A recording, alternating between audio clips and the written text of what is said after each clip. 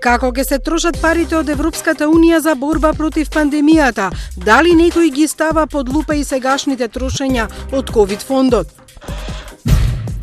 Возила, бина, интериери, пијалоци, апетисани, дури и авиобилети за службени патувања се само дел од набавките во времето на коронавирусот. Донации и донатори, но имали судир на интерес кај фирмите и лицата кои донирале за борба против ковид? Какви ќе бидат ревизиите? Има ли пристап до документите? Во време кога нема собраниска контрола, што работи антикорупцијската комисија? Добро вечер со Еврофокус. Декларацијата усвоена на самитот на Европската Унија во Загреб се фокусираше првенствено на кризата со коронавирусот и солидарноста во надминувањето на пандемијата и незините социоекономски последици. Не се зборуваше за проширувањето, а таа тема е оставена за Советот за општи работи кој би се одржал во јуни. На самитот кој виртуелно се одржа заради кризата со COVID-19, државите членки во Европската Унија, поддржани од Европската комисија, објавија официјален документ во кој са наведени предностите и клучната важност од користењето на апликации за следење на контактите на лицата позитивни на коронавирусот, со цел на времено детектирање на потенцијално ново заразените лица, рано тестирање и спречување на ширење на вирусот. На овој начин, како што се наведува во документот во време на пандемија, уште еднаш се потврдува улогата на технологијата за побрзо враќање на нормалниот тек на животот, се наведува во документот. Според комесарката за здравство и безбедност на храна, Стела Киријадигис, дигиталните алатки ќе бидат клучни за заштита на граѓаните, бидејќи постепено се укинуваат мерките за седење дома, а во очекување сме на такви мерки и кај нас. А иако проширувањето не беше во фокусот, туку само беше поздравена одлуката за отварање преговори со Македонија и Албанија, донесена на 26 март годинава, како и договорот за добрососедство меѓу Македонија и Бугарија, председателката на Европската комисија Урсула фон дер Лајен изјави дека Западниот Балкан е апсолутен приоритет за Европската Унија, регионот кој припаѓа во Европската Унија. Но како сето ова ќе се одрази на нашата земја, која во моментов има нов проблем со соседите, Бугарија? Анализата е на Марија Дивитарова. Европската Унија уште еднаш ја потврдува својата недвосмислена поддршка за европската перспектива на Западниот Балкан.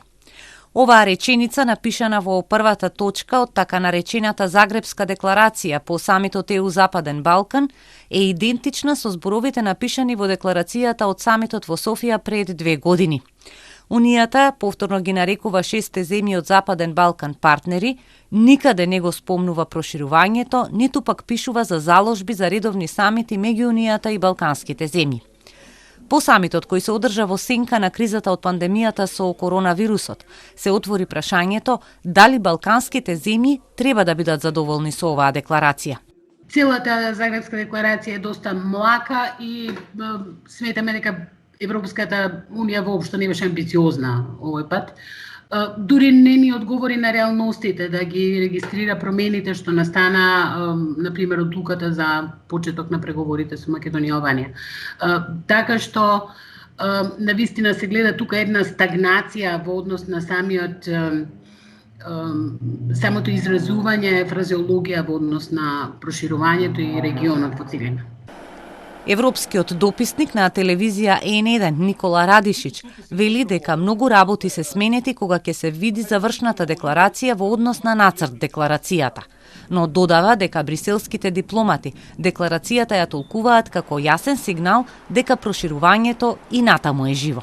Оливер Вархељи јуче говорио пред спољнополитичким одбором Европскog парламента, где објаснио да е тоа уствари израз кој е проширење dobilo po rođenju, kako on to kaže, u Solunu, kada je usvojena Solunska deklaracija, i on kaže da je to prosto ime koje se koristi, a da to znači proširenje. Ja sam razgovarao i sa Josepom Borelom dan pre samita, koji me takođe uveravao da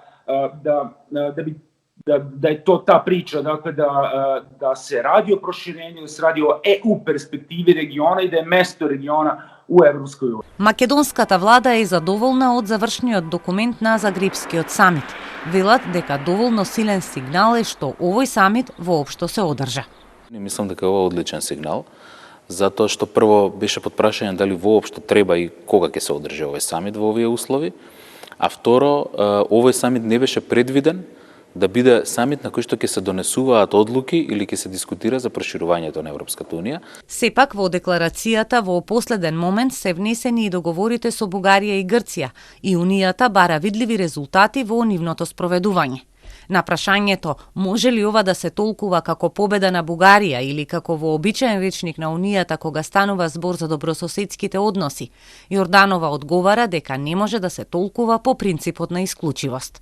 Ова треба да се смета како на некој начин удоволување на Бугарија, меѓутоа без при тоа да се загрози или на било каков начин да се преудицира содржината на преговарачката рамка. Од друга страна, Бугарија настојуваше цело време и некако успеа во тоа договорот за пријателство со Бугарија да го наметне како практично услов од иста вредност во рамките на добрососедските односи како и Пренспатскиот договор, но ќе видиме сето ова како ќе се развива, особено имајќи предвид преговарачката рамка која што сега се работи. За владата, формулацијата околу спроведувањето на двата договори, онака како што е напишана во декларацијата, не би требало да звучи страшно, бидејќи се повторува неколку пати и е еден вид заштита дека Македонија има јасна рамка за имплементација. Сепак, запрашан за реториката на официјална Софија, Маричич вели дека има прашања кои излегуваат надвор од договореното со Бугарија. Не би сакал детално да ги коментирам ставовите на Бугарија изнесени во тој дел, затоа што ќе имаме прилика и официјално со нив да разговараме и не е добро на ваков начин преку јавноста да се коментира, но има дел од тие точки, без да навлегувам точно кои што излегуваат од рамките на договорот или пак не се во целост во согласно со договорот. Треба да се продолжи со една многу внимателна политика кон државите членки и лобирање кон државите членки, затоа што треба согласно со сите држави членки за таа преговарачка рамка. Овој период ќе биде навистина многу тежок и многу осетлив, бидејќи бугарите се многу исклучиви и тоа го најавува и со изјавите околу Загребскиот самит и по Загребскиот самит и тука навистина се чини дека опциите се доста стеснети. Институтот за демократија Societas Civilis напиша дека очекувањата беа дека јазикот во Загребската декларација ќе ја следи линијата на посилна посветеност за интеграцијските напори на регионот, како онаа во последниот допис на комисијата од 2020-та. Новинарот Радишич пак вели дека интересот на Унијата за Западен Балкан не спласнува, но дека треба и владите во регионот да покажат конкретни резултати. А сада, дали ćemo mi stvarno doći tamo ili ne? Pa ja mislim da mi sami imamo odgovor na to pitanje. Dakle, da li je Makedonija u istoj ravni kao Holandija? Da li je Srbija može da se meri sa Nemačkom? Da li recimo Crna Gora može da parira jednoj Danskoj? Ja mislim da ne može. Dakle, samo to kad pogledamo vidimo da smo mi u stvari problem i da naši političari već 30 godina unazad vrte istu priču u krug bez konkretnih rezultata. Самитот во Загреб се најавуваше 2 години и балканските земји имаа големи очекувања од него. Пандемијата со коронавирусот ја потисна темата за проширувањето, па француски Фигаро напиша: Европската Унија сака да го смири Западен Балкан и испраќа помош од 3,3 милијарди евра.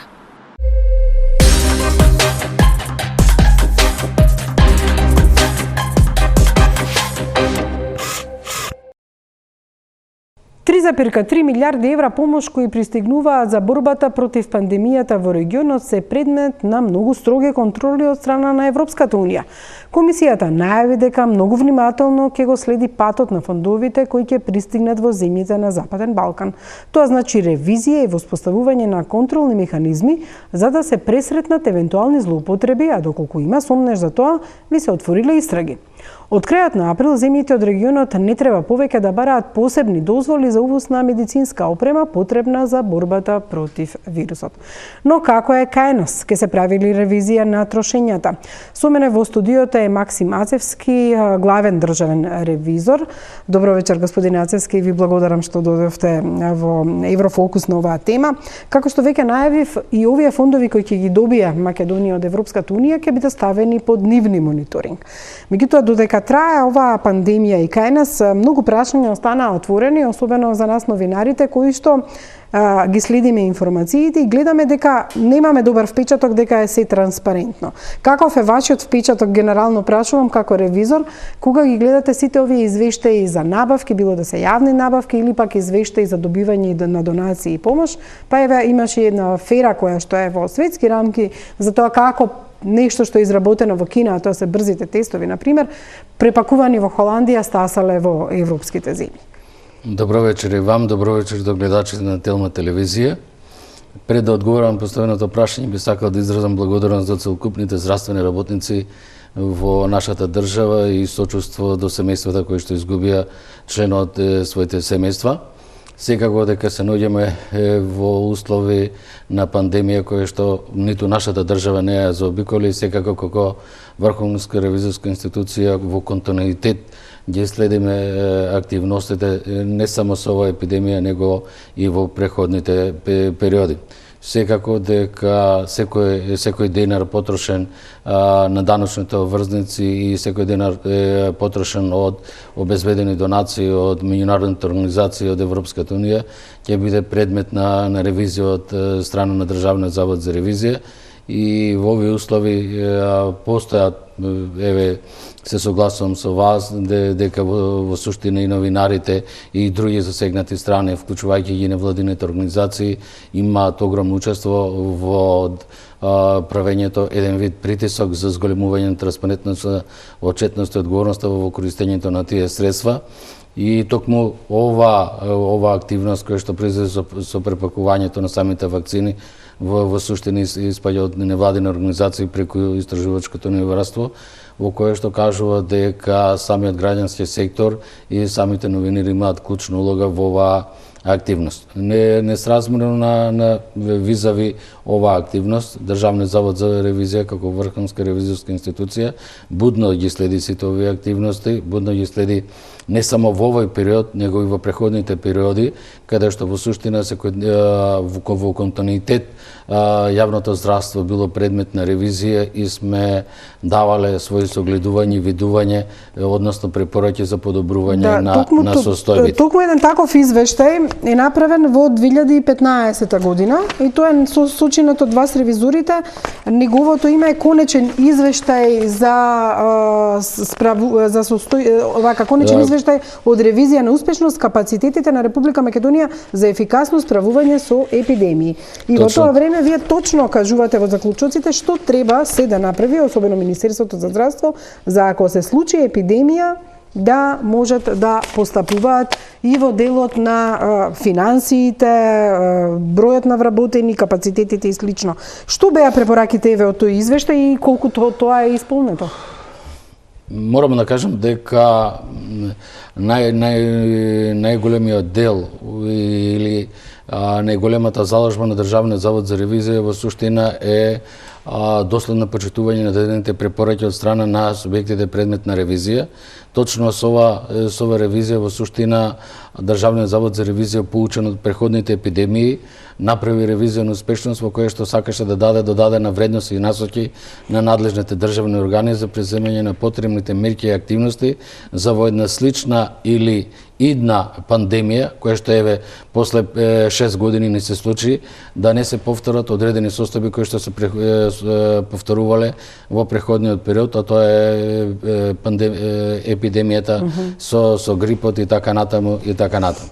За жал, во најголем дел од дадените препораки и покрај тоа што ревизијата е извршена во текот на 2015 година и самиот конечен извештај е јавно достапен на веб страната на Државниот завод за ревизија, во најголем дел не се преземени мерки по дадените препораки и тоа укажува или тоа се појавува како слабост или недоследност во она што значи преземање на потребните мерки во сегашното справување со пандемијата во нашата држава. Да, гледам, например, имате дека треба да се направи стратегија до 2020 година за усвојување на надлежни органи, меѓутоа вие многу сте детектирале прецизно. Например, имате дека треба да се утврди конечна верзија на планот за подготовка и одговор на здравствениот систем при воредни кризни состојби, како што е оваа, и да обезбеди негово донесување и обезбедување прилагодување на актот, систематизација велите на работни места во Министерство согласно новиот план. И тука имате заклучоци. Например, да се утврди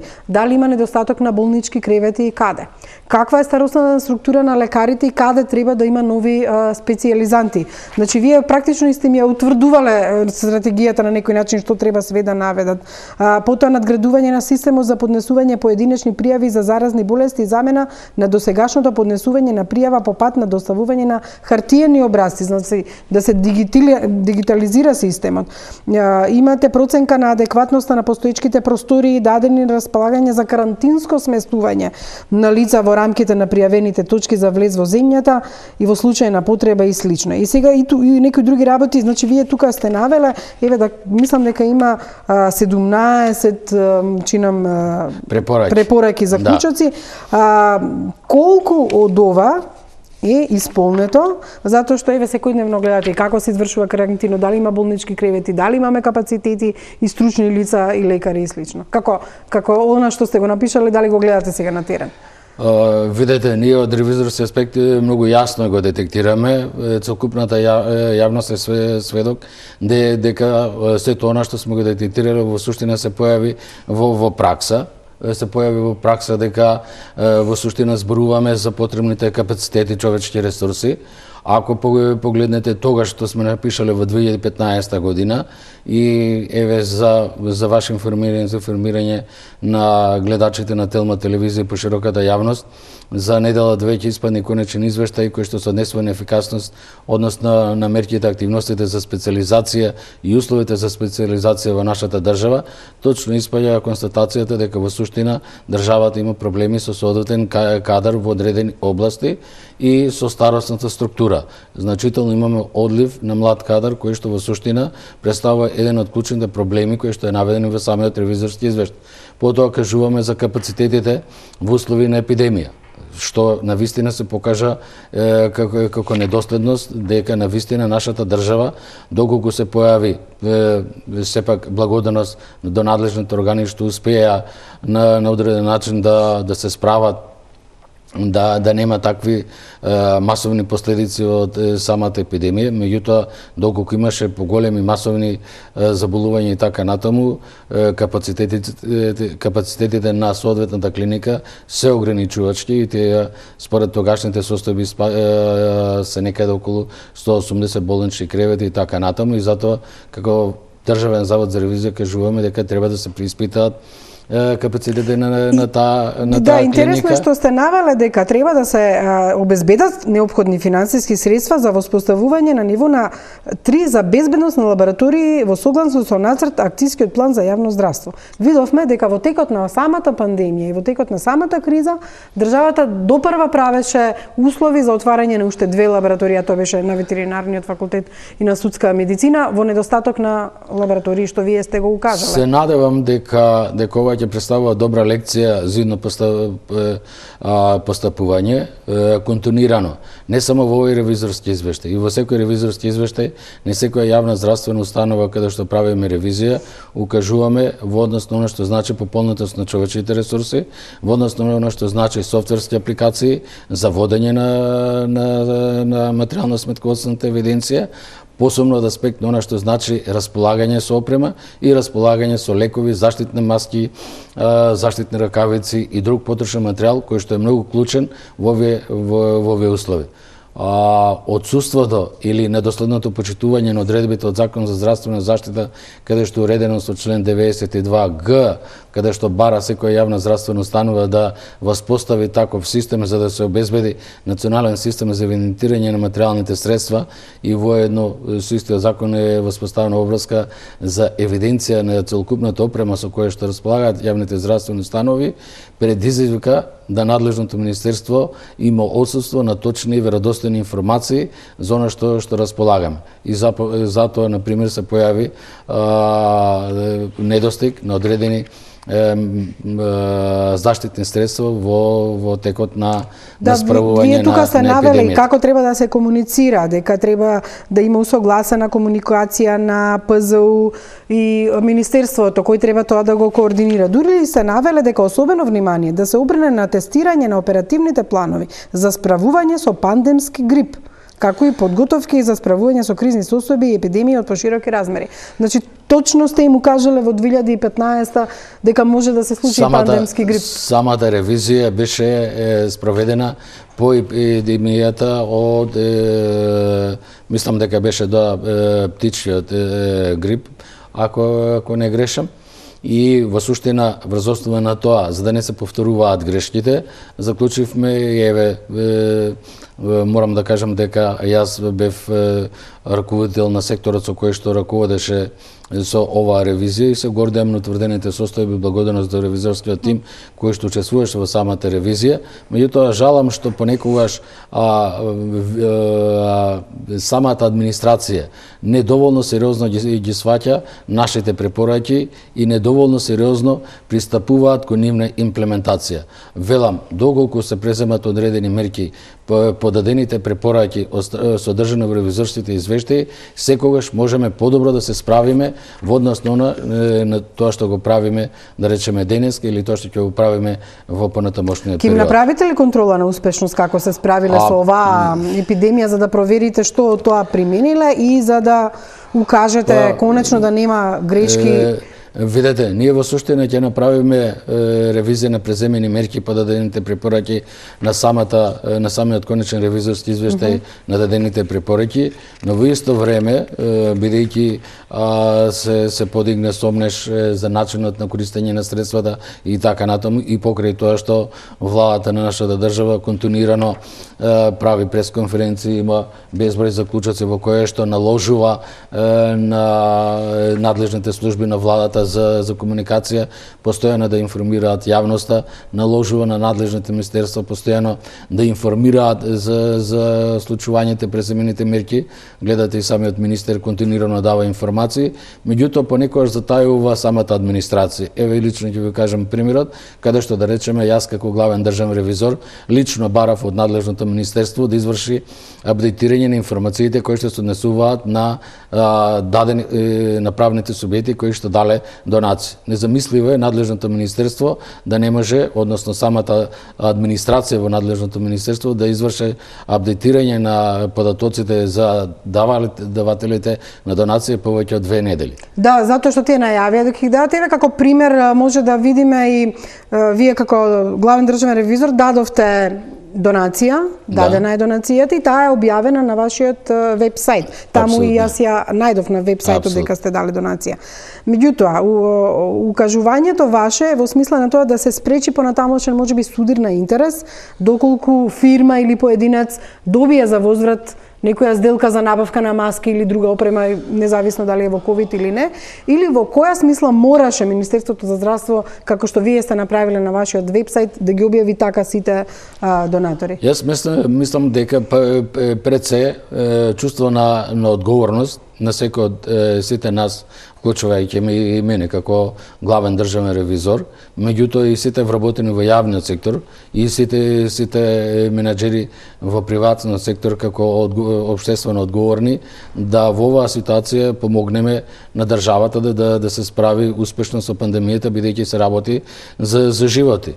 Секој живот е поскапо, било кое средство кое што ќе се потроши и секој спасен жител на нашата држава е успех на сите нас и на здравствените работници. Меѓутоа, мојата сугестија беше во однос на тоа дека мора навремено да се информираат граѓаните на нашата држава, мора навремено да се пласираат информациите за добиените донации, но во исто време мора соодветно навремено да се информираат граѓаните за начинот на користење на јавните средства.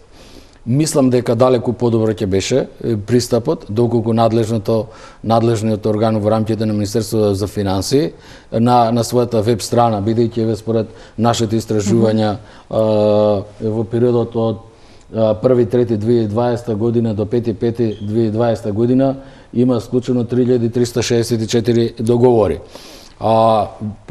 По-транспарентно е доколку на самата веб страна или електронски систем за јавни набавки имаме посебен таб кој што се однесува на договори за додување на средства за набавка на медицински апарати, за набавка на медикаменти, за набавка на заштитни средства во борба против епидемијата, отколку да ги оставиме сите засегнати страни, вклучувајќи и вас, новинарите, невладените организации и нам како Државен завод за ревизија, да истражуваме и поединечно да пребаруваме кои се тие договори. Во моментов, например, немаме јасен одговор какви се денации се направени за овие брзите тестови, затоа што видовме во Дебар тестовите биле произведени во Кина, добиени се како донација од Холандија. И сега ние и самите донации не се заведени точно кој е производител, која фирма е донатор, како е стигната преку која влада и слично. Ние одиме чекор по чекор, прашуваме кај министар, па прашуваме во Малмет, а не можеме да дојдеме до конечниот одговор. Клучно прашање се поставува во суштина контролата на квалитет и квантитет.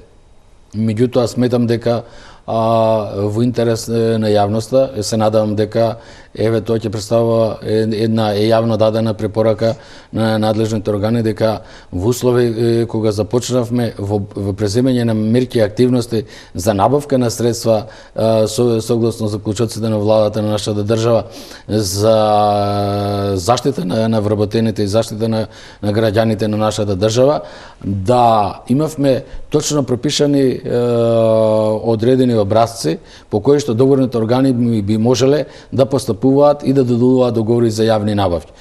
Сите договорни органи во суштина беа оставени сами на себе да се справуваат со дефинирање на техничките спецификации и тендерската документација. И искрено да кажам, јас не сум лекар, не сум специјалист и јас сум еден од договорните органи каде што на пример набавува средства за дезинфекција и средства за заштита на моите вработени и де факто имавме проблеми во дефинирање на квалитетот и видот на сите оние заштитни средства кои што треба да ги набава.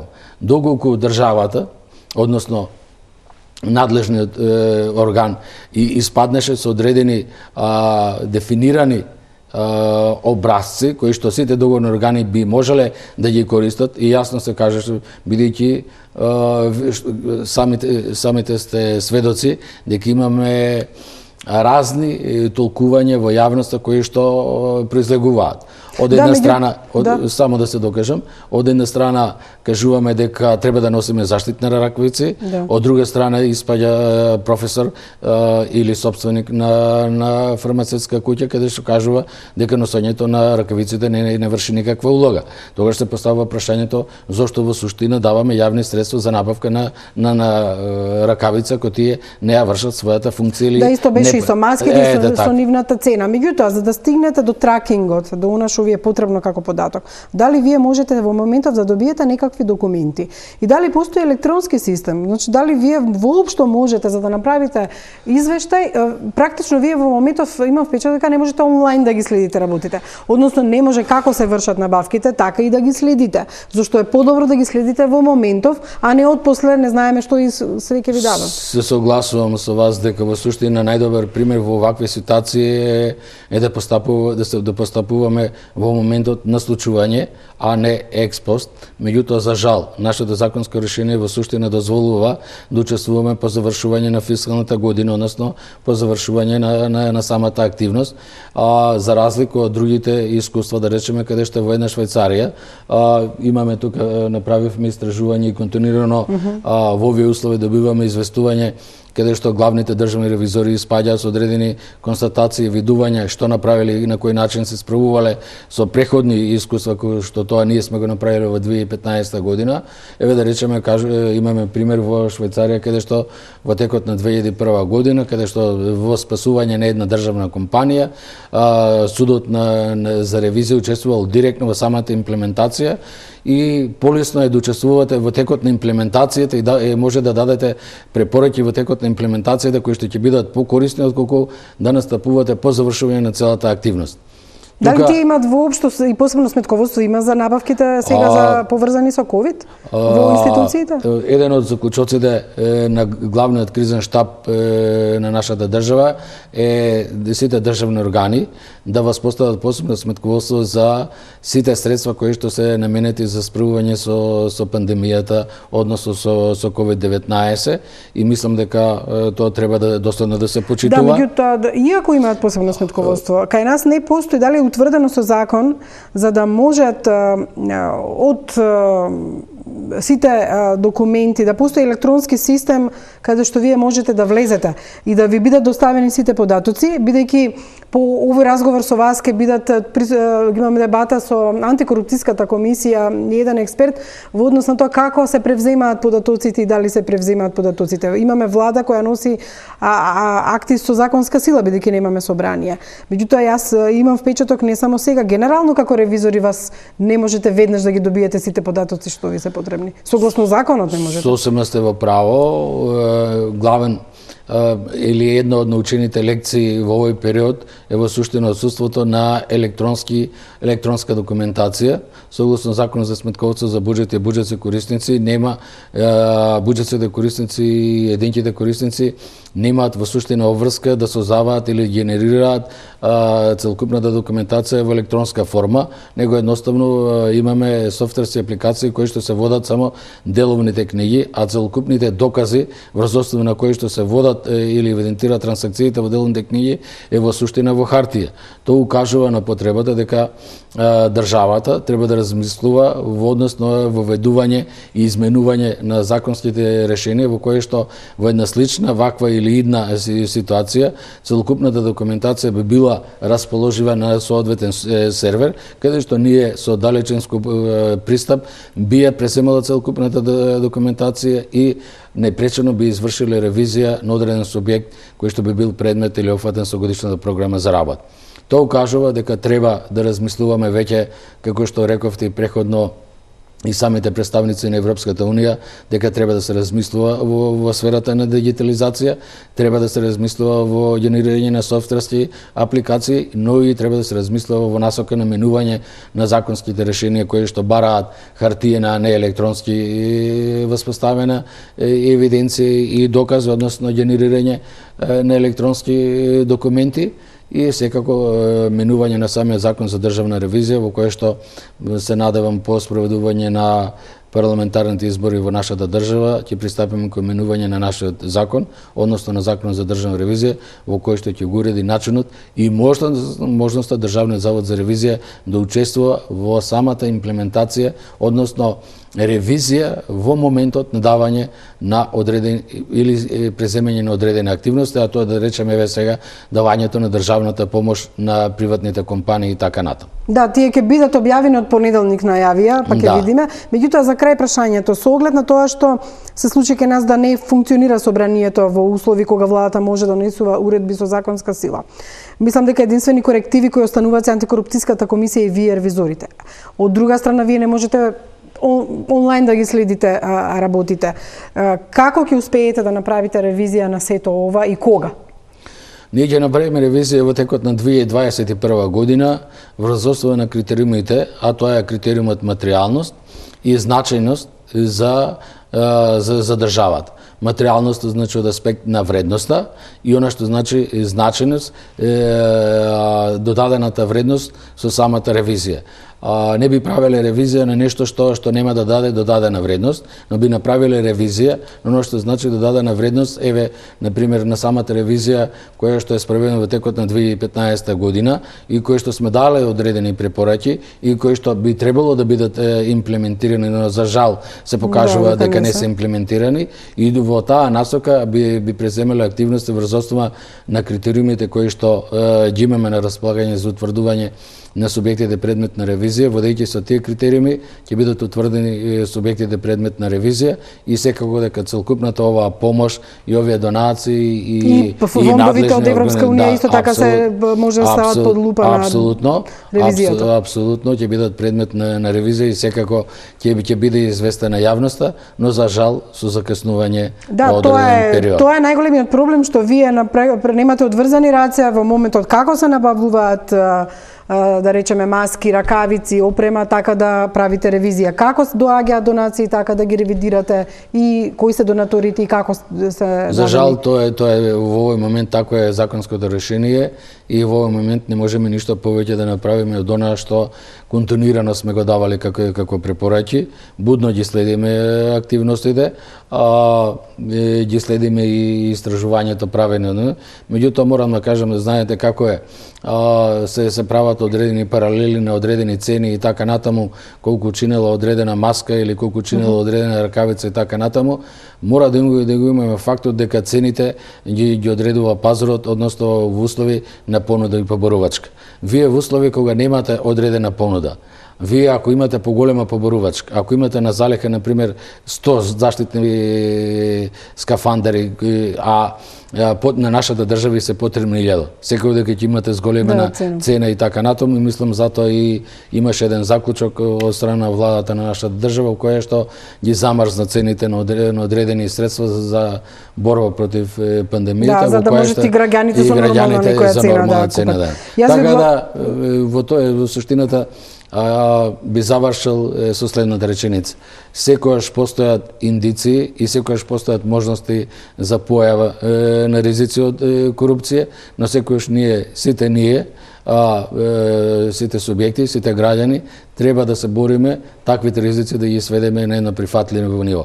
Ниту ние, ниту Европската унија, ниту Холандија, која е членка на Европската унија, се покажа дека е ранлива на таквите состојби во која што се покажа дека де факто се врши само препакување на одредени тестови. Ви благодарам што бевте дел од Еврофокус. Очекуваме една ваква дебата да имаме и со антикорупционерите и со експертите за борба против корупција. А вам будно да ги следите состојбите па да ги видиме и вашите конечни изјави. Благодарам. Одиме понатаму. Клипинг услуги од компанија која ќе бира на кои медиуми ќе им испраќа соопштенија, но и ќе мониторира кои медиуми што ќе објават. Возила, бина, интериери, пијалоци, апетисани, дури и авиобилети за службени патувања. Ова се само дел од јавните набавки кои ги исклучуваат институциите за речиси 2 месеци од кога трае воредната состојба во земјава предизвикана од пандемијата со вирусот COVID-19. Еврофокус истражуваше дали и колку државните органи, агенции, јавни и државни предпријатија, општини се придржуваат до заклучокот на владата со кој им се забранува да склучуваат договори за непотребни набавки. Агенцијата за храна набави клипинг услуга од компанија која ќе бира на кои медиуми ќе испраќа соопштенија, но и ќе мониторира кој медиум што ќе објави. А планира да потроши 72.000 евра за јавна кампања и видеоспот за болеста африканска чума. Пазарниот инспекторат купи 10 возила за над 100.000 евра. Владата рамковно си се обезбеди со свежо месо и луксузни пијалоци за цела година, а ќе менува и столарија по општините за 274.000 евра со цел спроведување на мерките од програмата против аерозагадувањето. Град Скопје за печатење и укоричување на канцелариски материјал планира да потроши околу 100.000 евра. Најмува и фирма за анкети која ќе го истражува јавното мислење, но и друга која ќе му обезбеди пристап до платформа за мониторирање и извештаи колку се објавуваат вестите за активностите на градот. Голем дел од институциите си резервираа дури и авиобилети за службени патувања, си набавија бадеми, фстаци, лешници, чоколади, разноразни пијалоци, си купуваат и мебел, а некои и реновираат. Тоа се само мал дел од јавните набавки кои ги склучуваат институциите за речиси 2 месеци од кога трае вонредната состојба во земјава предизвикана од пандемијата со вирусот COVID-19. Општините пак се друга приказна. Кочани изнајмува бина, светло и озвучување за настани. Валандово ќе го уредува плоштадот за што ќе плати 36.000 евра. Кисела вода склучи договор за интериерно уредување на Домот на културата во Драчево за 36.000 евра, а Могила си купи транспортно возило за 24.000 евра. Истражувавме колку институциите се придржуваат до заклучокот на владата со кој им ги забрани непотребните набавки. Анализата покажа дека има помал број на набавки, но меѓу нив има и такви за кои се поставува прашањето колку се вистински неопходни во моментов. Експертите се категорични, институциите во вонредна состојба морале да ги прекинат и поништат сите непотребни тендери. се што не е неопходно за завршување на нормалниот тек на работењето. Значи, се што може да почека, се што може да се одложи, нека тргнат од дома, што ние сега, дали сега купуваме така наречени луксузни средства, дали сега купуваме телевизори, дали сега купуваме автомобили дома, или сите пари што ги имаме дома, сега сме уплашени дали утре ќе имаме повторно примање, дали утре ќе имаме пари, и ги даваме на храна и на комунали. Значи, исто така да се однесуваат институциите. Мебел, возила, патување и све друго, мислам дека е апсолутно неодговорно да се набавува во овој период. Мислам дека треба секој одговорно да се однесува. Државниот ревизор врши ревизијето по завршувањето и тоа не секогаш, знаете, во неколку години. Меѓутоа, одговорност е на секој од нив. Мислам дека и одговорност е и на владата во генерално да врши контрола колку институциите се придржуваат на препораките. Меѓутоа, тука мислам дека и антикорупцијската комисија треба да има своја улога во тој мониторинг. Дали евентуално има и одредени злоупотреби. Но институциите со своји образложенија за неопходноста на набавките. Од Агенцијата за храна велат набавката за јавната кампања е во фаза на реализација, а договорот се уште не е подпишан. Станува збор за регионален проект и парите ќе бидат вратени од Европската унија по неговата реализација. За тендерот пак за клипинг услуги, велат го склучуваат секоја година и не се однесувал на непродуктивни трошења. Постапката е почната пред стапување на сила на мерките на владата и истата не се однесува на непродуктивни трошења. Договорот е склучен на 15 април годинава и истиот е со вредност од 120.000 денари без ДДВ. Од град Скопје пак набавките ги правдаат со тоа што биле склучени неколку денови пред официјалните препораки на владата, а тие не можеле да ги знаат идните насоки и одлуки. Дека ќе се забранат набавките на возила, не знаел директорот на пазарната инспекција Пауновски. Вели, со заклучок на влада, уште лани е одобрена набавката на возила годинава, оти пазарниот инспекторат немал возила. Градоначалникот пак на Кочани, Никол Чаилиев, го потпишал договорот за изнемување на бина, зашто според програмата за култура, секоја година обезбедувал бини и озвучување на настаните. Го потпишав договорот, но реализацијата е 0 денари. На 12 јули имаме Петровденски денови кои траат цела недела и мораше да имаме обезбедено бина доколку евентуално се реализира настанот. Целосно се придржуваме до препораките на владата. Градоначалникот на Кисела вода Филип Темелковски пак кој го потпишал договорот за интериер во Домот на културата во Драчево, вели тоа што ставил потпис не значи дека набавката ќе се реализира. Постапката е почната пред заклучокот на владата, го потпишав после тоа, но ние ја стопиравме набавката и немаме нарачано мебел. Се прават пресметки во буџетот, иако треба да се пренаменат парите и доколку се продолжат мерките за забрана за собири, ќе се поништи и договорот.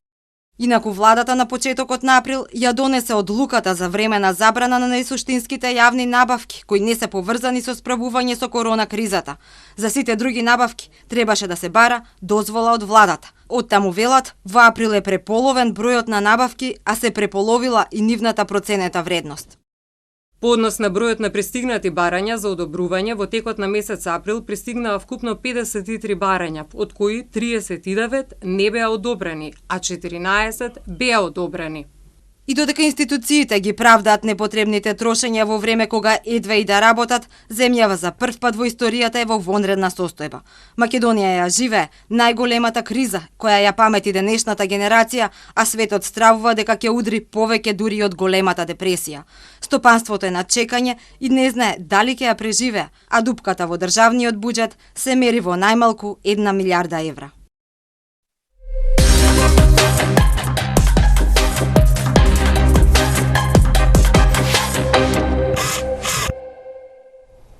Ги видовме како се одвивале јавните набавки и што све набавувале и институциите и општините, дали сето тоа им било потребно или не, а ревизорите допрва ќе испитуваат каде се правени грешките. Во студиот имаме дебата во однос на тоа кој и како може да ги контролира сите овие работи, затоа добро вечер за Сирма Георгиева Антоноевич, адвокат и магистрант на International Anti-Corruption Academy во Виена. Вашата специјалност е антикорупцијски реформи и во државниот и во приватниот сектор. И добро вечер и за Владимир Георгиев. Вие сте член на Државната комисија за спречување корупција. долго време сте таму, евалуатори во Греко во 4-тиот и 5-тиот круг. Со оглед на тоа што поводот за да ве поканеме е тоа што во моментов мислам дека нема други кои што може да мониторираат и да укажуваат освен антикорупционерите, експертите и ревизорите. Со оглед дека во Еврофокус веќе и најави од регионот согласно самитот во Загреб ќе добие 3,3 милиарди средства наменети за регионот за борба против COVID-19. Меѓутоа прашањето е како сето ова ќе се мониторира. Тие веќе најавија дека тие ќе прават контроли и ќе го следат трагот на парите. Меѓутоа, еве, Владимир, дали антикорупцијската комисија ќе се занимава и со ова прашање, следење на парите од странските фондови или од фондовите на Европската унија? Да, се разбира, значи ние дефинитивно ќе се бавиме и со контролата на средствата што се трошат, односно во делот на јавните набавки поврзани во оваа состојба со коронавирусот. Она што досега го направивме на превентивен план е едно соопштение што го издадовме заедно со платформата на граѓанските организации за борба против корупција уште на 9 април, со кое што соопштение укажавме дека во состојба кога што имаме концентрација на моќ при одлучувањето, нели, за трошењето на парите, вклучувајќи ги јавните набавки, потоа каде што имаме дерогирање на владењето и на човековите права, но и генерално во имплементацијата на правниот систем и каде што постојат навистина зголемени ризици од коруптивно однесување поради итноста на набавките и поради слични состојби, со кое што соопштение укажавме превентивно дека во спроведувањето и во самото носење на уредбите со законска сила мора да биде да бидат применети принципите на транспарентност, на отчетност, но и воспоставување на антикорупцијски контролни механизми. Што тоа значи? Дека сакаме да кажеме дека ќе ги следиме во овие набавки, но и давањето на донациите и на делењето на државна помош, но дека ќе се спроведуваат и експост контроли, односно ревизии, бидејќи во една изјава беше кажано и од нашата претседателка дека во услови на ворена состојба како што е ова, кривичниот законник и понатаму важи, односно дека ќе се следат злоупотребите, евентуалните злоупотреби на службената положба и должност и при несоодветно постапување во делот на прописите. Госпоѓа Ѓорѓиева Антониевич, имате ли впечаток дека се одвива транспарентно? Затоа што веќе го загатнавме како тема и со ревизорот дека не постои транспарентност на донатори, например, или не постои транспарентност на јавните набавки или посебна графа, можеби за тоа како се вршат јавните набавки за средства за COVID-19. Каков е вашиот впечаток? Добро што сме гости со господинот Владимир, така да одделот на антикорупцијска може да ни каже со оглед на целава состојба, бидејќи се работи за вонредна состојба со распуштено собрание. Владата носи уредби, значи многу брзо, го има апсолутно тоа право. Меѓутоа, и јас како граѓани на оваа држава и другите граѓани, ние надеж тука гледаме со распуштено собрание за да укаже на коруптивни действија на владата од антикорупцијската комисија. И таа го има тоа право, така да јас, барем лично на медиум, не можам да видам кои договори биле склучени, со кого биле склучени договорите за јавни набавки, колку имало понуди. Ние немаме за жал таков систем на транспарентен на јавни набавки, ниту има никаков регистар на платформа за да ги видиме тие системи како се одвиваат. Нема пред јавноста презентирано ниту еден договор. Од друга страна, фондот за COVID-19, значи владата вика да, донела некоја уредба, значи која што е на 18 април имаме пред мене од ја земав. Меѓутоа тука само се вели дека треба да се донира, нити знаеме кој донира, ниту знаеме колку пари се донираат, ниту знаеме па каде оди таа распределба, значи токму на овој доброволен фонд. Од друга страна и самите јавни набавки, вие кои имате јавна набавка, вие треба да прикажете колку фирми конкурирале, какви понуди дале, каде се распределени тие маски, ракавици или други средства што биле набавени, така да мислам дека дефинитивно не. транспарентноста ја нема. Дали имате вие пристап, затоа што и кај ревизорите е проблем, велат не можеме онлайн да ги следиме состојбите. Значи немаме пристап до документите. Првиот проблем е што не се сите електронски. Второто е што прашање и како и колку работеше дел од администрацијата во институциите и секој се одвива за жал постфестум. И факт е, како што вели господја Сирма, дека нема во моментот транспарентни информации, еве на пример за јавните набавки, а подоцна ќе говориме и за самите донатори. Да, и тоа е точно. Тоа беше една од препораките на Греко што беше издадена исто така некаде во април месец, дека земјите мора да воведат транспарентни, дигитализирани платформи со кои што на јавноста, председно и на надлежните институции ќе им биде возможно на дневна основа или што се вика in real time да ги следат овие набавки. Јас во комуникација со Бирото за јавни набавки баш ги запрашав на кој начин и што всушност може да се најде на нивната веб страна. Единствено може да ни располагаат со оние податоци што се нели во една нормална постапка, па макар и нека се однесуваат за потребите за оваа ситуација. Оно што ја би го овде посочил на јавноста е добро што го прави Центар за цивилни комуникации, веќе издадува втор бриф, така го нарекуваат, во кој што ги објавуваат сите оние набавки кои што се склучуваат нели за време на овој период, кои што се споитна постапка за кој што немаме нели објавување на тендери, него се оди со директно преговарање. Досега имаат објавено 50 такви и е тој материјал доставен и до јавност. Но павелам, че тоа е оно што се акумулира во текот на неделите. Да, меѓутоа среќа не владината тоа го прави, никаде не го прави тоа владата. Тоа владата не го прави и тоа е уште еден потик до владата да воспостави, иако може би се очекува наскоро и да заврши модерната ситуација и да се продолжи со техничка лага, без разлика, никогаш не е досна да овие механизми се воспостават. И другите земји верувам дека биле затечени со оваа ситуација, но нема оправдување дека прво што треба да се прави е да се воспостави транспарентност на овие процеси, бидејќи и согласно сите меѓународни документи, знае Сирма, е дека транспарентноста е главното орудие против корупцијата. Да какви се примерите можеби од позитивни и негативни во однос на тоа како се набавува во време на корона кризата во европски земји и во други земји или во регионот? Значи, верувајте, пред да дојдам тука, имав дискусија и велат ова што се случува кај нас не се случува во други земји во регионот, верувајте дека се случува точно. Значи, тие ја користат корупцијата, не може да искорените. Меѓутоа, морате да ја покажете на јавноста дека се бориме против неа. Значи, да не ја оставиме да тече. Да речеме, еве, во Словенија се случува јавна набавка на медицинска опрема која што е дадена на коцкарски гигант. Таа негова фирма воопшто немала никакви доперни точки, значи со медицински помагала, ниту пак било какви материјали. Меѓутоа, понатаму, ќе споменам Италија.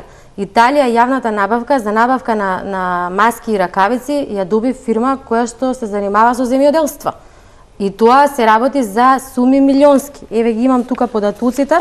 Во Словенија, значи, самиот тендер кој што бил за јавната набавка е 25 милиони евра. Значи, тоа не е мал износ. Во Италија околу 80 милиони евра добива јавна набавка. И според сите меѓународни извештаи, како што спомна и господинот Владимир, особено Греко известува, 28% од јавните набавки одат како брајб, како подкуп. Завршуваат во нечии џебови. Според нашите статистики, ние веќе сме стигнале до милиарда, значи јавни набавки. Ако веруваме на Греко, да не веруваме на она, нели, што сами го истражуваме или сами на нашето мислење, сепак постои тело кое што се занимава со тоа статистички, тие велат дека 28% завршуваат во нечии џебови. Да, меѓутоа, Владимир, и како антикорупционери, колку всушност барем вас директно ви се обезбедени податоци и за донаторите, не само за јавните набавки. Значи, вие како ќе утврдите дали некој под назнаката донирам, утре задутре нема да го искористи тоа како влијание на мок или судир на интерес или слично.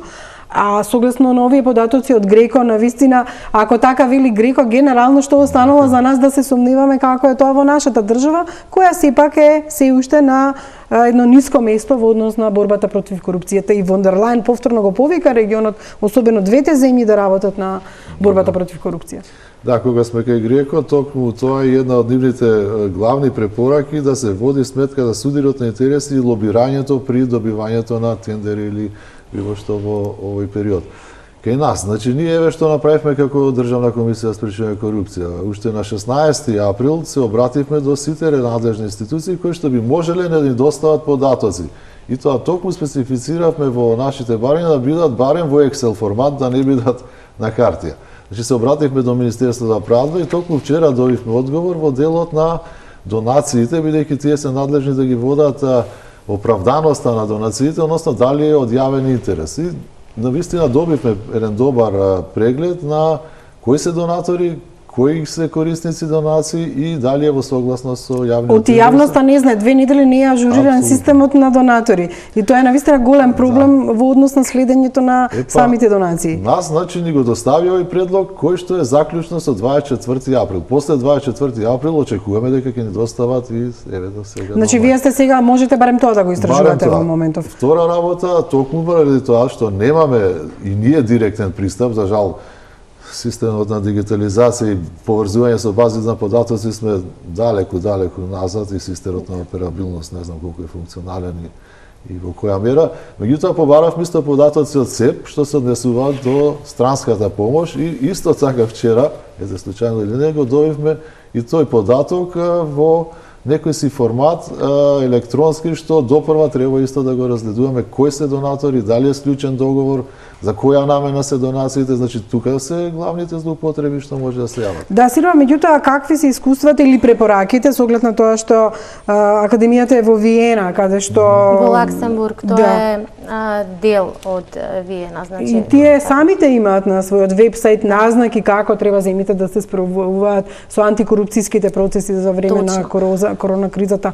Ова е навистина разочарувачки кога самите антикорупционери не може да стигнат до никаков податок. Точно. Или тешко да молат за податоци во Excel. Да, меѓутоа како што кажа Владимир, вие мора да имате поддршка за борбата од корупција. Значи не може тие да барат кога не можат сами да влезат во податоците, да се види кој донирал и како донирал. Значи целиот проблем кај нас лежи, не велам само за оваа влада, генерално ние проблемот со корупција го имаме од 2006 година. Впрочем, Transparency International нас за оваа година не стави на 35-то место. Како очекувате вие да добиете податоци од државен орган, каде што ние имаме проблем со висока корупција на државните службеници? Значи, тоа не е оценка моја или на Владимир или ваша. Значи, тоа е оценка на сите извештаи од ПРИБЕ. 2 извештаја се од ПРИБЕ. Меѓународните конвенции стојат, ние викаме да ги ратификуваме, ја ратификуваме УНКАК е конвенцијата за борба против корупција, меѓутоа нема начин ниту пак има некаков напредок за да таа се издигне над нашето позитивно право. Потребна е политичка волја за тоа. Да, од друга страна, што спомна сега Владимир, морам да се надоврзам како едноставно би можеле да ги подобриме работите, да го решиме проблемот, никој не успел да го реши со корупцијата, меѓутоа, нели го донесовме законот за укажувачи. Греко зборува укажувачи, whistleblowing, цело време вели. Значи, особено во здравствениот сектор. Јас ќе се задржам за кризава, пошто да не ја шириме темата за состојбата кога е нормална, кога не е вонредна. Значи, вие да ги имате свиркачите и да им обезбедите заштита на нив, тие се тие и основното средство во оваа земја кои што ќе помогнат на антикорупцијска комисија. Тие кај нас се плашат. Знаете зошто? Затоа што вие кога ќе влезете у било кој државен орган кај нас, значи, тие ќе ви кажат да, ние го почитуваме законот за укажувачи и ќе прашате како може еден укажувач да пријави, па имаме, вика, ние тело, вика, тамо што се занимава со корупција, а постои ли човек со приватен компјутер, приватна просторија, каде што самиот укажувач ќе влезе и ќе му верува, бидејќи се плаши, за да му каже што се случува, ќе добиете одговор не. Значи, тие тамо се цело тело, цел департмент, и тука јас чисто не би се чувствувала безбедно да бидам укажувач и едноставно да и дадам сигнал на антикорупцијска што се случува и како се случува кога веќе немам транспарентен систем на јавни набавки. Јас се надевам дека ќе се охрабрат граѓаните тоа да го пријавуваат или граѓанските организации како и медиумите. Ќе се навратиме на прашањето на пример и на донации како што или пак тестови купени како што беа овие од Холандија, а всушност потекнуваат од Кина кои што биле дистрибуирани во неколку европски земји, но претходно пауза за реклами.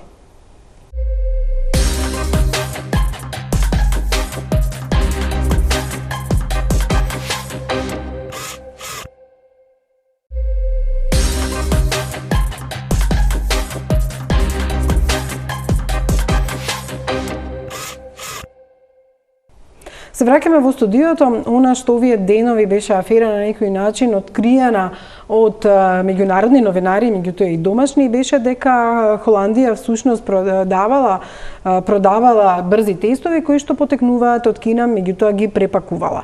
Дали вие ќе се занимавате и со ова прашање или почнавте да се занимавате со ова прашање и дали можеби ваков сличен пример ќе можеби ќе се открие и со други донации или купување на тестови? Овој пат такви тестови купи приватна клиника, меѓутоа Телма откри дека и тестовите кои беа користени во Дебар се всушност донации од Холандија, а се изработени во Кина, не се од истата фирма.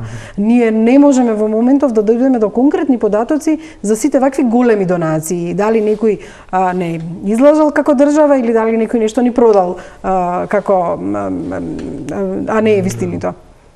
Знаете што, тоа според мене е од меѓународен аспект. Значи, тоа е на фронт што се вели на меѓународно ниво. Исто тоа пред се би требало, предпоставам, да се бави и ОЛАФ, нели, тоа е агенција. Да, тие и најавуваат генерално дека ќе се бават и со следењето на средствата кои ги даваат. Доколку се работи за донација кон нас, значи ние сме, предпоставам, или тие институции, односно фирми што ја добиле таа донација и што понатаму ја употребувале, можеби навистина немале сознание дека се работи за овој тип на измама.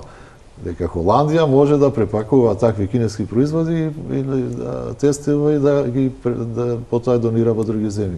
Така да јас не гледам дека ние во оваа ситуација, во овој конкретен меѓународен скандал, колку би можеле да навлеземе. Меѓутоа, сепак без разлика, како што кажав, ние ќе следиме сите донации и евентуално во зависност од нодите и ќе постапуваме согласно сепак нашите тука закони и правила. Со ова покажа дека медиумите или пак невладините организации се оние кои што навистина се трудат нешто да следат. Спомена ревизорот на пример дека некои невладини организации веќе ги прават и регистрите на донации, сами ги прават и ги објавуваат од време на време тоа што ни го прави државата. Меѓутоа како општество, ако не може и ако нема политичка волја државата и во услови на ковид да сака да се справиме со корупцијата, тоа да го направиме ние. Знаете сега што е проблемот? Ние сите проблеми кои што сме ги имале пред да бидат во вонредната состојба, сега стануваат на вистина проблеми. Значи ние претходно не сме си ги решиле општите работи за да го поставиме системот. И сега кога е вонредна состојба, кога владата има моќ, не е контролирана од никого, собранието еве денеска слушав Уставниот суд не дозволил да биде свикано собрание. Во овие услови ние надеж само полагаме во антикорупцијската, која што мора да внимава. Не можете вие сега, кога е веќе претходно проблемите биле и постоеле, сега се провлекуваат само. Во овие моменти останува, значи да се стави акцентот, да се обрне внимание на транспарентноста. Значи Државната комисија за антикорупција да се охрабри јавно да бара од медиумите, преку медиумите, пошто новинарите се единствените заедно со граѓанскиот сектор кои што го истражуваат. Значи токму набавката со фалсификатот, условно кажано, или не фалсификат, тоа допрва ќе се истражува, ја истражија ИРЛ, мислам колку што да се сеќавам. Да, меѓународни новинари. Заедно со меѓународната организација. Значи тие се тие кои што ни даваат сигнал за да почнеме да направиме нешто. Затоа ви викам, многу е битна транспарентноста. Антикорупцијска комисија мора да биде постојана на медиуми, ние не знаеме која ќе трае оваа состојба. Мислите дека треба да бидат поагресивни во барањата? Тоа сакав да ви го кажам. Значи, еве, ова што го дискутираме, ние чекавме, ни доставија. Значи, мора да застане на медиум, да каже, ние чекаме, ви побарав, не доставете. Значи, мора да бидете поупорни. Згора на тоа, никаде не гледаме знакчиња. Значи, ставете на секаде некакви знакчиња каде што ќе вика пријавете корупција. Ви реков, законот за укажувачи е донесен, не функционира. Во државните органи мора да стојат амблеми, стоп на корупција. Пријавете ако приметите дека има корупција во јавните набавки. Пошто ова сега нема да престане. Значи, тек сега ќе дојде и да излеземе ние од вонредна состојба, тек сега ќе почнува да ги влечеме последиците од цела оваа состојба. Да, Владимир, дали добивате представки и зошто еве имаме впечаток дека сте недоволни, агресивни овие денови за да барате или да назначите дека не ви даваат. Знаете, ако и сами кажете, ние побаравме, ама не ни дадоа, па изјавите друго соопштение. Некако бевте критикувани од јавноста дека се огласивте за постапката на уставните суди и дали требало да се огласат или не во однос на нивните плати и ја објаснивте таа законска обврска која што ја имале можеби да се произнесат и да е уставна и да ја донесат, меѓутоа пак не согласувате да велите ние бараме од тој и тој датум, тој и тоа, па ама ништо не ни даваат од институциите. Малце покритични мора да бидете. Затоа ви реков, она што ние го побаравме од надлежните институции, од Министерството на правда, од СЕП, од Пазарниот инспекторат, од Санитарниот инспекторат, од УЈП и од Царинската управа, се тоа податоци поврзани со донациите. Рокот за доставување е 15 дена. Јас не знам зошто секојаш институциите го користат 15-тиот ден. Значи тоа е исто наша забелешка и сме го кажувале. Ако нешто може подбрзо да се направи, секој се чека последниот ден. Вчера беше последниот ден, вчера ни ги доставија податоците. Меѓутоа се уште немаме добиено нити од Царинска управа, нити од УЈП, нити од Пазарниот инспекторат. Во такви услови кои се нашите алатки? Се согласувам со вас, да излеземе во јавноста и отворено кажеме, побарани се податоците, немаме друг начин на пристап, единствено преку нив, значи немаме веб портали, немаме дигитализација и сме зависни од доставувањето. И вториот начин е значи да се воспостават конечно тие механизми.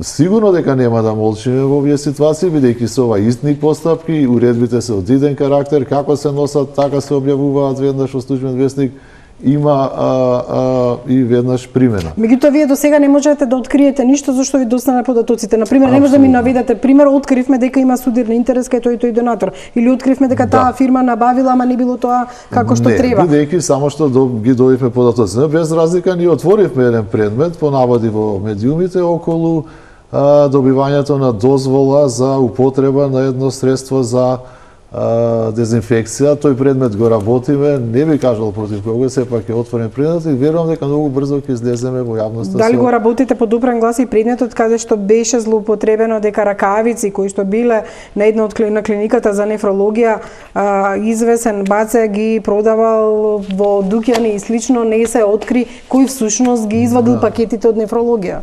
Значи, токму тоа е она што се обративме и до Пазарниот инспекторат и до Санитарниот, токму да ни посочат, односно преку нивните инспекции, оние средства што се добиени за донација, дека не може да се продаваат после во никој случај.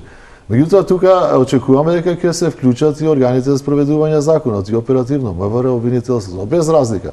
Да ги тргнеме нивна страна, ние штом ќе имаме такви сознанија проверени, веднаш ќе информираме и ќе побараме понатаму, нели, од надлежните што се оперативно да постапуваат. Ако дозволите на кратко. Значи, внимателно го следев Владимир кога кажа дека органите 15 дена го чекаат последниот рок да достават. Вообичаено. Меѓутоа, во услови на вонредна состојба, кога тие можат и телефонски да направат јавна набавка, тоа право го имаат. Тие не мора да објават тендер, кога се работи за јавна набавка, зошто не иницирате? Значи да биде одговорот веднаш, како што се прават јавните набавки, дајте им еден ден, дајте им, не знам, 48 часа. Не може да се држите до роковите кои што важат во редовна состојба. Оваа состојба е вонредна. Законот очигледно, држејќи се па и тоа им е целта. Кога јавната набавка нив им е основана преку ноќ, значи тој може и телефонски да нарача во вонредна состојба. Вие мора тука да реагирате да се скрати тој рок од 15 дена. Значи мора да се направи нешто, да биде потранспарентно. Значи народот да знае дека некој нешто работи. Од друга страна морам да ги споменам Олаф, што го споменавме. Тие се занимаваат со истражување на фондовите кои што се зададени од Европската комисија. На нас конкретно тие ни донира 66 милиони, каде што има толку пари одат за олеснување на малите, средните и големите предпријатија. Значи точно го има определено колку е и во кој износ е, тие веќе ги дале парите. Тоа се огромни суми на пари.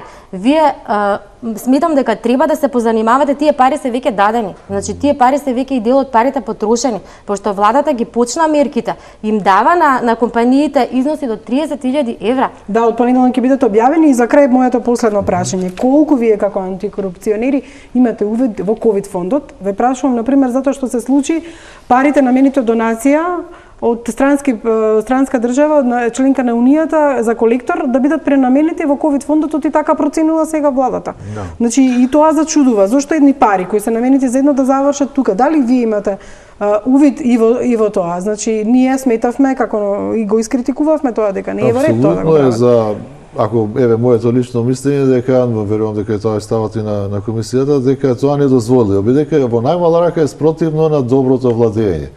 Особено кога се работи за средства што се наменети повторно за заштита на животната средина. Значи сите овие активности, донации сега што се прават во време на пандемијата, односно на коронавирусот, се за заштита на човековото здравје, живот, но и на просперитет или одржување на економијата. Средства што вообичаено се со мал обем, оскудни, а се наменети повторно на животна средина, односно за здравјето на луѓето, да се пренаменуваат, навистина нема некоја логика. Так. Само Владимир, само што молам да ви тоа кажам, и најновите истражувања укажуваат дека коронавирусот најмногу се прошири во региони и градови кај што имаме загадување на воздухот. Ако ние сега тие средства што се животна средина ги пренаменуваме за нешто друго, навистина нема. И за крај само кога може да се очекуваат според вас првите извештаи, дали воопшто може да се направат за 20-та прашање, бидејќи немаме веќе време, во однос на тоа дали и како е постапувано со коронафондот? Јас тука не можам да кажам кога може, од причина што транспарентноста ја нема. Немам никаков... Не сте оптимисти, предпоставам. Па не можам да бидам ниту оптимист, ниту песимист. Ги гледам работите како што стојат. Транспарентност нема на фондот.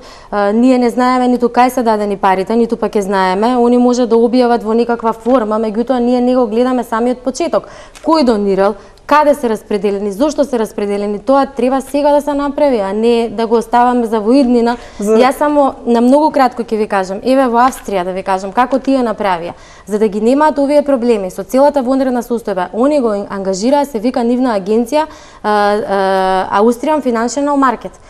Значи тие работат, значи тоа се 12 оддели кои што работат и со договор за антикорупцијската комисија за БАК во Австрија. Значи замислете вие колку луѓе, колкави ресурси пратат, банкови трансакции, money laundering, сомнителни донации, каде се потрошени и тие ги репортираат на Државната комисија за антикорупција. И сега вие кога ќе поставите прашање како е тоа, ние проблемите кои што сме ги имале претходно, не сме си ги решиле. И сега во вонредна состојба не може да се постави добар систем. Ова беше одличен пример да се покаже колку вас всушност обратно не ве сервисираат, а колку во Австрија тоа навистина на еден сериозен начин тоа ќе го видите на веб-сајтот, отворете го на Биро за антикорупција на Австрија. Првото соопштение е тоа ударно.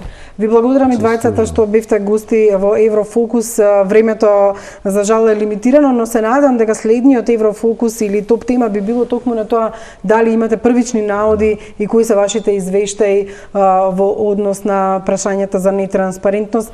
Вам ви благодарам за вниманието и останете со програмите на Телма.